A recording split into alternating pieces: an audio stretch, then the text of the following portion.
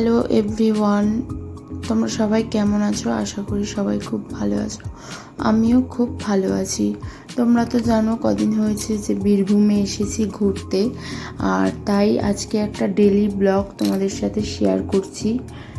এই যে সকালবেলায় শুরু করছি হচ্ছে বোন যে গোপালের যে পুজো দিয়েছে সেটা থেকে। আর এদিকে গোপালকে দেখতে দেখতে হঠাৎ করে দেয়ালে নজর গেল যে ওর বরের জন্মদিনে ওর বরকেই ফটো ফ্রেমটা গিফট করেছে। প্রত্যেক বছর এই যে বার্থডে সেলিব্রেশন করে সব ছবিগুলো নিয়ে ও ফটো ফ্রেমটা করেছে, খুব সুন্দর হয়েছে। আর এখন এই যে খাবার খেয়ে নিচ্ছি দুপুরে। একটা ডিম সেদ্ধ নিয়েছি, ডাল আর লোটে মাছ বেগুন ভাজা এই নর্মালি রান্না হয়েছে আজকে। তাই সেই দিয়েই খেয়ে দিয়ে আজকে একটু বিকেলবেলা যাব একটু ঘুরতে।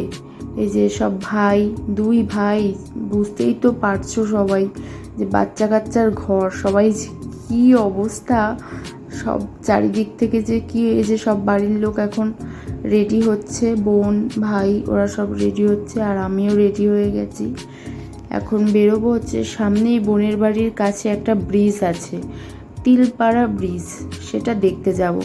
এই যে হাউজিং থেকে, এখন ওরা যে হাউজিংয়ে থাকে সেখান থেকে বেরিয়ে গেছি সবাই মিলে। এই যে আমার ছেলে তো আগে আগে যাবে, ওকে তাড়াতাড়ি করে ধরলাম, কারণ সামনেই হাই রোড থেকেই আমরা টোটো ধরবো। এখন হাই রোডের দিকে যাচ্ছি, ওখান থেকে টোটো নিয়ে আমরা এই যে টোটো নিয়েও নিয়েছি। এই যে এখন এখান থেকে যাচ্ছি তিলপাড়া ব্রিজের দিকে। ব্রিজটা খুব সুন্দর, বিকেল টাইমটা ওখানে বেশ ভালো লাগে, অনেক ভিড় থাকে, তাই বোন বলছিল। যদিও ওরা যায়, আমি তো এর আগে একবার এসেছিলাম, তখন গেছিলাম। আর এই যে রাস্তাটা দিয়ে যে নিয়ে যাচ্ছে এবার, এই রাস্তাটা দিয়ে ওই মানে আমি এর আগে যখন এসেছিলাম তখন যাইনি, এবার যাব এই রাস্তাটা দিয়ে। আর চারিদিকটা এতটা সুন্দর পরিবেশ, আমার কেন জানি না এখানে আসলে এই পরিবেশটা দেখতে এত ভালো লাগে। চারিদিকে এত গাছপালা, খুব সুন্দর লাগে, দারুণ প্রাকৃতিক পরিবেশ এই দিকটা, আমাদের ওখানে যেটা নেই।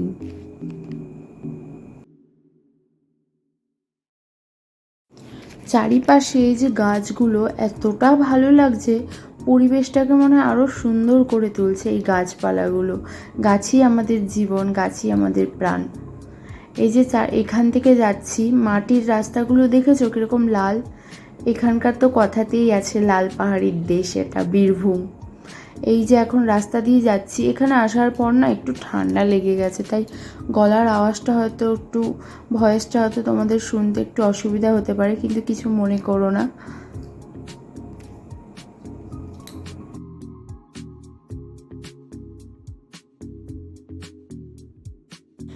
এখন এই যে ব্রিজের এখানে চলে এসেছি, এখানে জল ছেড়েছে চারিদিকে, জল, চারিদিকটা এত সুন্দর লাগছে। এখানে অনেক নদী নালা, অনেক কিছু আছে দেখার মতো, যেটা অ্যাকচুয়ালি আমরা যেখানে থাকি ওখানে নেই, তো তাই আমাদের এখানে আসলে বেশ খুব ভালো লাগে এই জায়গাগুলো ঘুরতে।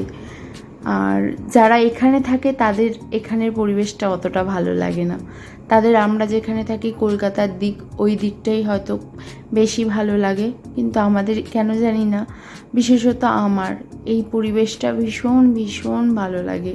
চারিদিকে এত গাছপালা, বন, নদী নালা, সত্যি দেখতে সত্যিই খুব ভালো লাগে।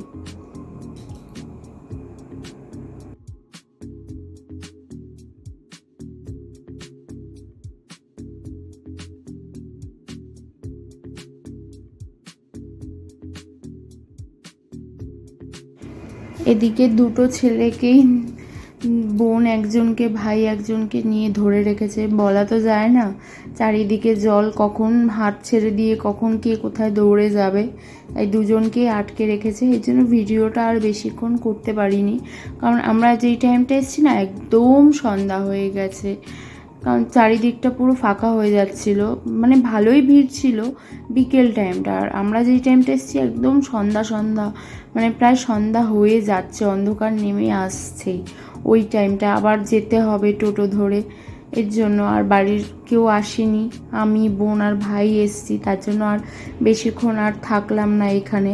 আর বাচ্চাগুলো এখন বাড়ির দিকে যাবে, আর তাই চলে এসছি তাড়াতাড়ি করে। আর আসার পর এদিকে এসছি হচ্ছে বোনের বাড়ির কাছেই একটা ঠাকুর বাড়ি আছে, মানে রাধা গোবিন্দর মন্দির।